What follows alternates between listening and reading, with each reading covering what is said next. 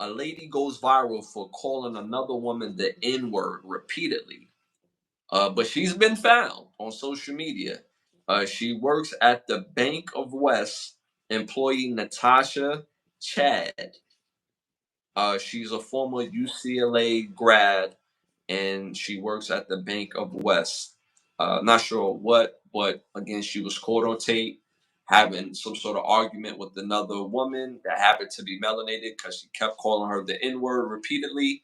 And the lady that she was speaking to basically said, "You want me to react because you keep saying it." So she did that on purpose. And mind you, the lady is melanated herself, but I don't think she thinks she's melanated. I don't, you know. What do you think about that? Yeah, that one. I think that chick, she's Indian or something. The one that was using the profane words to the other woman.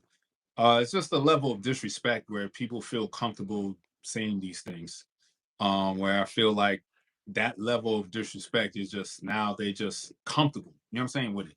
But again, like that situation is pretty isolated. You don't. I don't. In my 40 years of life, I ain't.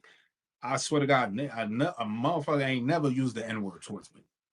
So it's very rare. I feel like it's divisive, but this person was caught on cameras doing it. So I feel as though accountability needs to be had. And unfortunately, I feel she needs to lose her job because how you work in customer service and you're not giving no kind of customer service. Mm-hmm. You know what I'm saying? You Mm-hmm. could have used different wording. You could have used all types of there's a whole bunch of words in the English language that you could have used to de-escalate the situation. You know what I'm saying? But you chose not to do that. Mm-hmm. So I hope that the job sees that video and just fire them, like, because there's no point of having somebody on the staff like that using vulgar words and being just being comfortable doing it. It's the comfortability for me that I find alarming. That you just so cool with using the word and trying to provoke reaction out of somebody. So if you were to get the reaction out of them, what was you gonna do? File charges after that? Like, you know what I'm Mm-hmm. saying? Like it feels like it was gonna be a trap or something. So shout out to that woman for having the poise to not snatch her out her car. You know what I'm saying? Mm-hmm. Because well, I haven't seen women get snatched out their car by other women because you was disrespectful. So you're lucky she didn't pull you by your roots and Mm-hmm. take you out your damn car. Because Mm-hmm. then you would have escalated even more and all this other stuff, try to pull and press charges, even though you provoked her. So Mm-hmm. I feel like her job should definitely need to fire her. This is a wake up call that you need. Like you can't be out here disrespecting people just because I don't know what caused it or whatever, but all we saw was the the back and forth with them. So from Mm-hmm. off that alone, it was uncalled for. Mm-hmm. I mean, honestly, for that type of provoke, it don't even matter what the cause was because you're showing a level of your character, whether it's on the job, off the job. You're still representing a company that's bigger than yourself. That in the back of your mind, that you think is okay to move and groove like that. We live in a world where they use racism as a tool. Not to say that it's not a real thing because it is a real thing, but it's used as a tool. It's not something that um, like we have subcultures, football, basketball, music, entertainment that we all enjoy, whether regardless of what race, creed that we are, the different backgrounds that we are. But racism only come into play when it's a tool that we need to use it for. And this lady used it as a tool to enlist some sort of reaction to get her to do whatever that she wanted her to do.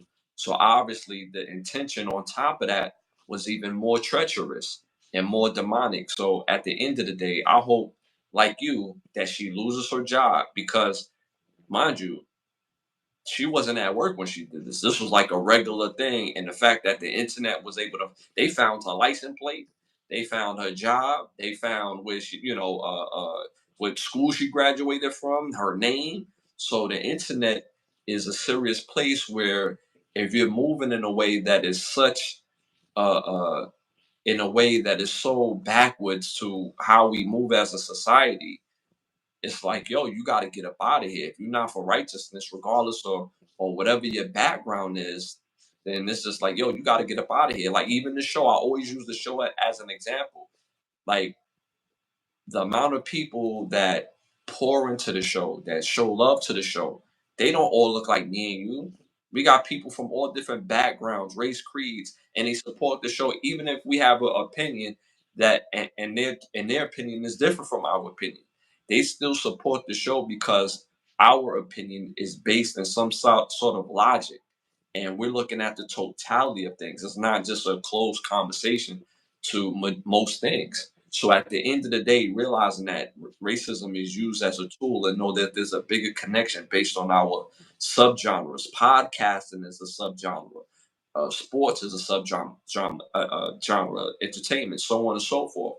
And these things bring people closer together, and you see the experience how people really think and move and react.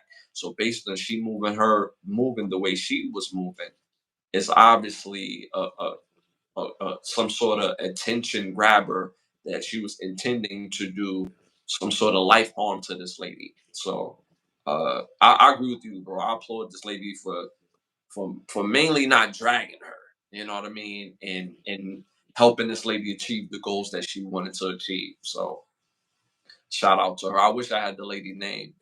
Shout out to Ryan. Shout out to Ray Love in the building, but no one should call anyone the N word. Spanish people use the N word, and there are other races who grow up in an environment where it's okay, the N word, because it's the environment that they grow. I know exactly what you mean. We've had a conversation previously about Spanish and the so-called black. Anybody that watches the show know I don't consider myself black because that's not what I am, or the people that look like me, that's not what we are. We're not three-fifths of a human being or as a people. So we are a part of the lost tribe. I will say that. And it's a tool to separate people who are Spanish speaking people who look like me and my bro, who are just as light and just as dark, but they from a place that speaks Spanish. But melodation is the same. So I have people that understand the experience and realize we're one and the same. So that's why they feel comfortable using the word. They identify with the experience and they don't separate. The problem is when some people who are of Spanish descent that want to separate and also use it as a convenience. Can't have it both ways. It's either you are with the culture in the sense where you experience what we experience and you are what we are. It's not just enough that you chill with us. You are what we are. So the fact that you're able to use the word is based on you being a part of the culture. And that's the only acceptance that's allowed. But when you say, yeah, I ain't a part of the culture, so you making it convenient. And that's the times when we have a breaking point, when we're really one and together. So it's a deeper conversation because there are truths that certain people are not ready to deal with because they had information passed down from one generation to the next generation without doing a proper education on their origin. So we're one and together, but they use this thing as a tool. So shout out to that lady for not letting it get the best of her. But that's a whole nother conversation. But shout out to y'all for staying abreast in the chat because y'all killing it in the chat. Anything you wanted to add to that, bro? It's just really knowing your background. Like I do a lot of history, so I understand history and stuff like that, and I understand the games that's being played. So you can't really fault me. Like you can't really hit me with the N word and try to like get a rise out of me because I know y'all history. You know what I'm saying? And I know my history, and y'all history is horrible. So you can't slime me with the N word. You know what I'm saying? Like without us, y'all wouldn't have no history because everything started with us at the end of the day anyway. Europe was built on by melanated people. The principalities of Europe that ran Europe up until the 17th century was black. It's facts. I don't care how you feel about it. It's facts. You know what I'm saying? America, melanated. You know what I'm saying? So at the end of the day, the deeper you dig in the dirt, the darker it's gonna be. So you can't hit me with the N-word and make me feel some type of way because I know my history. So you can never slime me. And I'm IECN at the end of the day. So I definitely know my history.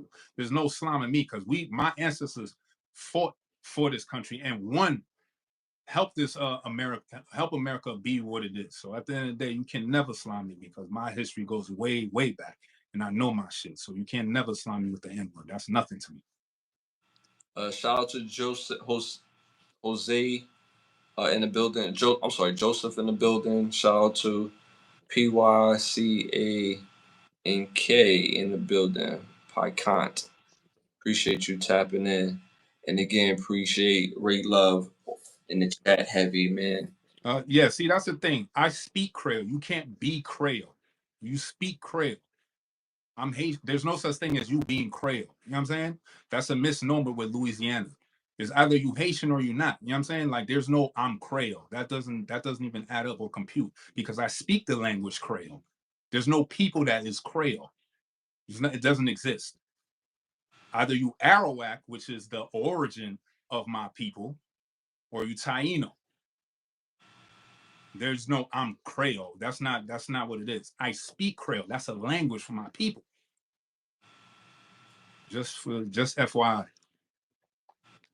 All right, y'all. Moving on to our next hot topic.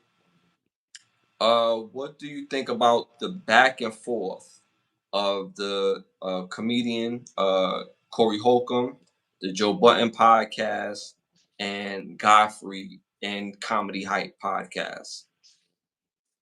Uh, What's the issue again?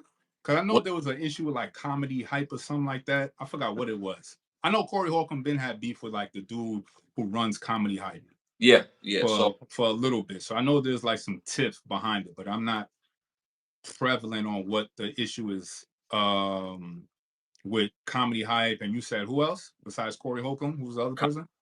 Corey Holcomb, Oh, and Godfrey, right? mhm. Well, what's the issue again? Well, Corey Holcomb has been on the record saying several times, even though he's hilarious, but he's been on record saying several times that if you've been in certain amount of movies, then you done